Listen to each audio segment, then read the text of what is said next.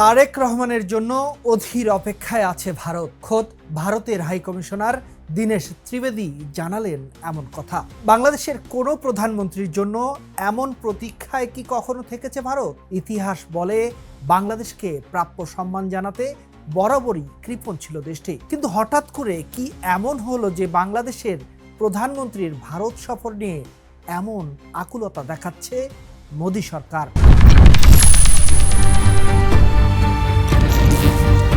মোদির আমন্ত্রণে সাড়া দিয়ে প্রধানমন্ত্রী তারেক রহমান দিল্লি যাচ্ছেন কিনা এমন প্রশ্নের জবাবে ভারতের হাইকমিশনার দীনেশ ত্রিবেদী বললেন, এই সিদ্ধান্ত নেবেন বাংলাদেশের প্রধানমন্ত্রী, এটা সম্পূর্ণ তার বিষয়। তবে তারা অধীর আগ্রহে বাংলাদেশের প্রধানমন্ত্রীর ভারত সফরের অপেক্ষায় আছেন। নিকট ভবিষ্যতে এই সফর হবে বলে তিনি আশাবাদী। ভারতের এমন নরম সুর আগে কখনো দেখেনি বাংলাদেশ। এর আগে তারেক রহমানকে ভারত সফরে আমন্ত্রণ জানান খোদ নরেন্দ্র মোদি। আগামী 12-13 সেপ্টেম্বর ভারতের নয়াদিল্লিতে ব্রিক্সের 18তম সম্মেলন অনুষ্ঠিত হবে। ব্রিক্সের সদস্য রাষ্ট্র না হলেও বাংলাদেশের প্রধানমন্ত্রীকে সম্মেলনে বিশেষ অতিথি হিসেবে অংশ নিতে আমন্ত্রণ জানান ভারতের প্রধানমন্ত্রী নরেন্দ্র মোদি। গত 23 জুলাই পররাষ্ট্র প্রতিমন্ত্রী শামা ওবায়েদ বিষয়টি সাংবাদিকদের নিশ্চিত করেন। এরপরেই শুরু হয় আলোচনা, প্রধানমন্ত্রী তারেক রহমানকে কেন এতটা গুরুত্ব দিচ্ছে ভারত। এরপর বুধবার দীনেশ ত্রিবেদী যা বললেন তাতে বিষয়টি আরও স্পষ্ট হয়ে ওঠে। বাংলাদেশ নিয়ে নতুন করেই ভাবছে ভারত সরকার। In the heart of the city rises a destination built for greatness. International Convention City, Bosundhara. Life takes a new course. প্রশ্ন হলো, বাংলাদেশকে তথা তারেক রহমানকে এতটা গুরুত্ব কেন দিচ্ছে ভারত? 24-এর 5 আগস্টের পর রীতিমতো বদলে যায় দুই দেশের ভাষা। সীমান্তে চলে পুশিন খেলা। বাংলাদেশ দখলের আহ্বান আসে ভারতের কেন্দ্রীয় নেতাদের মুখ থেকেও। তারপর থেকে ভিসা বন্ধ থেকে শুরু করে বাণিজ্য অবরোধ সবটাই দেখে দুই দেশের মানুষ। বাংলাদেশও ধীরে ধীরে সরে যেতে থাকে ভারতের বলয় থেকে। ভারতের বদলে বাংলাদেশ সম্পর্ক এগিয়ে নিতে চায় চীন, পাকিস্তান, যুক্তরাষ্ট্র কিংবা তুরস্কের মতো দেশগুলোর সঙ্গে। একদিকে এই দেশগুলো যত কাছাকাছি আসতে শুরু করে তত দূরে সরে যেতে শুরু করে ভারত। কিন্তু চীন, যুক্তরাষ্ট্র যখন বাংলাদেশকে চরম গুরুত্ব দেওয়া শুরু করে, পাকিস্তানের যাতায়াত হয়ে যায় নিয়মিত, তখন টনক নড়ে ভারতের। কারণ পশ্চিম সীমান্তে চিরশত্রু পাকিস্তান আর মাথার উপর বড় শত্রু চীনের উপস্থিতির সাথে পূর্ব সীমান্তে ভারত বিরোধী বাংলাদেশকে মেনে নেওয়া বড্ড কঠিন হয়ে পড়ে ভারতের কাছে। রীতিমতো নিঃসঙ্গ বোধ করতে থাকে মোদি সরকার। বিশ্লেষকরা মত দেন, বাংলাদেশের সাথে তখন দূরত্ব কমানো ছাড়া আর কোনো পথ খোলা ছিল না মোদি সরকারের কাছে। এর আগে নির্বাচনের পর তারেক রহমানকে ভারত সফরের আমন্ত্রণ জানান নরেন্দ্র মোদি। কিন্তু ভারতকে রীতিমতো অবাক করে দিয়ে তারেক রহমান তার বিদেশ সফর শুরু করেন মালয়েশিয়া হয়ে চীন দিয়ে।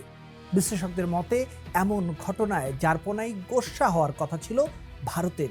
কিন্তু সবাইকে অবাক করে দিয়ে এবার সুর আরও নরম করে ভারত বলল, তারেক রহমানের জন্য অধীর আগ্রহে অপেক্ষা করছে তারা। এমন ঘটনাকে বেশ তাৎপর্যপূর্ণ বলেই মনে করেন বিশ্লেষকরা। বাংলাদেশ যে দক্ষিণ এশিয়ার রাজনীতিতে বড় খেলোয়াড় হয়ে উঠছে সেটারই প্রমাণ মিলছে বলে মত তাদের। বিশ্লেষকদের মতে চীন সফরটাই আসলে দিল্লির ঘুম কেড়ে নেয়। প্রধানমন্ত্রী হিসেবে প্রথম বিদেশ সফরে ভারতকে পাশ কাটিয়ে মালয়েশিয়া হয়ে সরাসরি বেইজিং যান তারেক রহমান। সেখানে দুই দেশ কৌশলগত অংশীদারিত্বকে আরও এক ধাপ এগিয়ে নেয়। সই হয় প্রায় 19টি চুক্তি ও সমঝোতা। যোগাযোগ অবকাঠামো, বন্দর আধুনিকীকরণ আর পানি ব্যবস্থাপনার মতো স্পর্শকাতর খাতেও। অর্থাৎ বাংলাদেশ মুখে নয়, কাজেও দেখিয়ে দেয় যে ভারত ছাড়াও পথ চলা যায়, আর ভালোভাবেই চলা যায়। বিশ্লেষকদের ভাষায় এই সফরের পরই আসলে দিল্লির টনক নড়ে।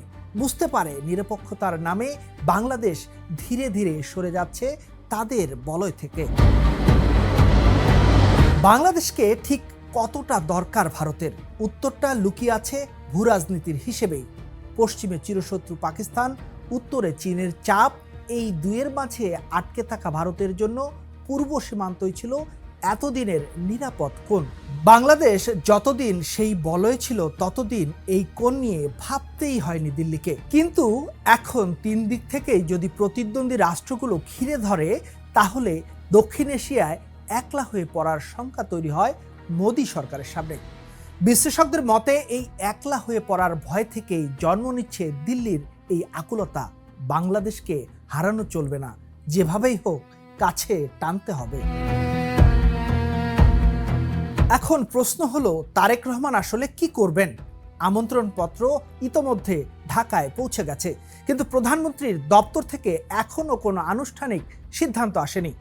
বিশ্লেষকদের একাংশ মনে করছেন তিনি সফরে গেলে সেটা নেহায়ের সৌজন্য সাক্ষাতে আটকে না থেকে হতে পারে মূল্য আদায়ের সুযোগ।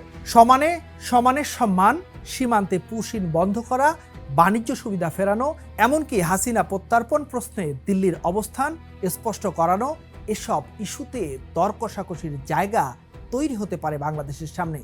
অন্যদিকে আরেক অংশের ধারণা, চীন পাকিস্তানের সাথে এত ঘনিষ্ঠতার পর এখনই ভারতমুখী হওয়া ঝুঁকিপূর্ণ হতে পারে তারেক রহমানের জন্য, কারণ দেশের ভেতরে ভারত বিরোধী মনোভাব এখনো যথেষ্ট শক্তপোক্ত।